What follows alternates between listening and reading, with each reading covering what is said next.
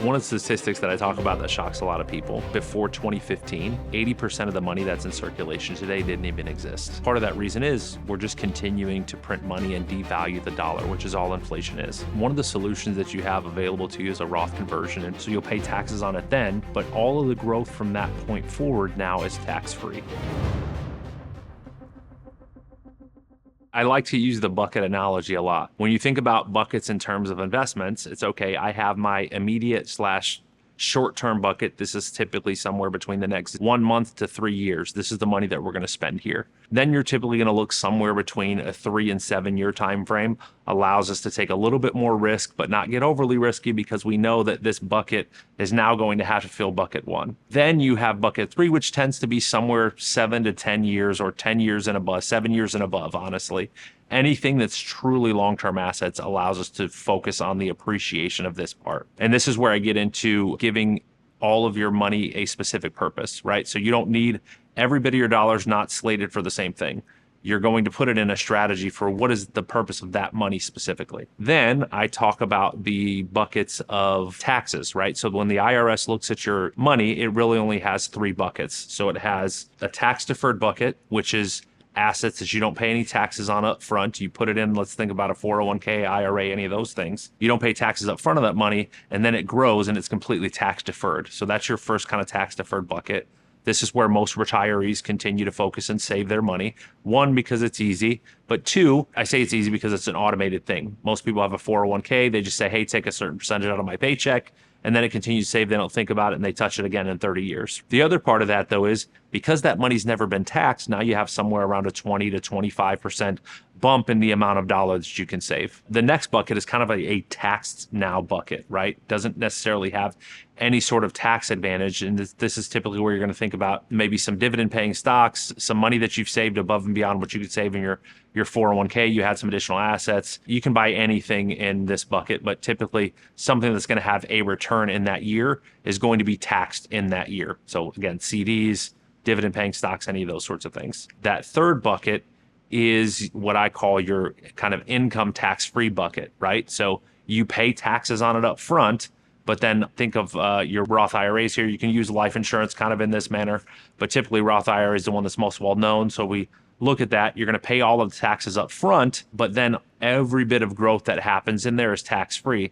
So now when I am ready to retire, I can pull all of that money out without paying any taxes. Well, when you have an advisor, there's this thing that you always hear, diversification is gold. This is what's going to make your portfolio work. When you think about retirement planning and taxes, you really want to have some tax diversification as well.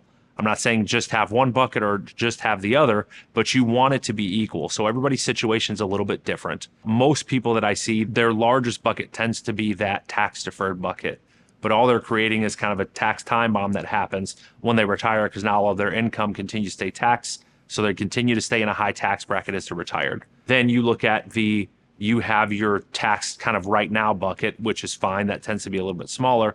I like that bucket too. You don't want to have your money sitting there not growing at all. And that's the only way to not pay any taxes on it. But for most people, it tends to be the smallest bucket. Really, in my opinion, should be the largest bucket because when we think about taxes, they're only going up in the future. Just the history of our tax system, it's realistic to think that our taxes are going to go up in the future. So does it make sense to have the majority of your assets in a bucket that's going to be taxed at a later date? One of the solutions that you have available to you is a Roth conversion. And what a Roth conversion is you are taking money that you never paid taxes on before in, let's call it your 401k. So you take money from a tax deferred bucket and you pay taxes on all of that money, whatever the number is. Let's say you pulled out $20,000. That $20,000 gets added to your income in the year that you convert it. So you'll pay taxes on it then, but all of the growth from that point forward now is tax-free. You don't really have a specific age that you need to reach before you can do a Roth conversion. The optimal time, though, I would say, if someone were to ask me, it's typically somewhere between 55 and 62. The reason for that is now you're in your highest income earning years, right? If you're thinking about retiring or you're kind of winding down your career, right? So maybe your income's not as high as it once was. And the reason why you want to cut it off at 62 is there's a 3-year look back from when you start Medicare, but you have so much money in this bucket that you're not going to be able to get that money down to a zero balance. And so now you're still going to be required to take from that bucket and pay your requirement of distribution and pay the taxes on it, right? So now this money is still continuing to grow, your tax deferred money. So you have to continue to pay taxes on that as you pull it out. And now we're paying taxes on Roth conversions along the way. So you end up, from a tax perspective for yourself, end up costing yourself more money. Now, in that same situation though, if legacy is your goal, it can still make sense to do it. So it really just depends on what the end all goal is of why we're doing these things. One of the statistics that I talk about that shocks a lot of people is when we look back at the money circulation and how money is spent today. When you look before 2015, 80% of the money that's in circulation today didn't even exist. So really, what does that mean? People talk about inflation and gas and fuel and all these things are more expensive. And everything's more expensive. And part of that reason is we're just continuing to print money and devalue the dollar, which is all inflation is. So now they're saying, hey, you know what? We're going to give everybody a stimulus check, or we're going to give everybody a COVID bonus and all of those things. And they feel great in the time. The lasting effects of those sorts of decisions can be catastrophic if you don't take the time to really, or have the knowledge to know that that's part of the equation. There's a couple of things here, right? You have the published inflation rate, and that's what they base, like Social Security pay raises on and all that. And they're going to tell you that the inflation rates typically average about 3%. Now, a couple of years ago, the government was letting us know, hey, inflation is about 9%. I promise you, if you took your grocery bill and your fuel bill for the year and compare that year over year, you're going to notice a greater than 3 or even a greater than a 9% average, right? It's a lot higher than that. There's the true cost of inflation, there's actual inflation, and then there's the thing that really people don't like to talk about is once the companies raise the price of these goods to combat their cost of goods sold, even if we enter a deflationary period where they could lower the price of those goods, they're not going to. That just increases their profit margin.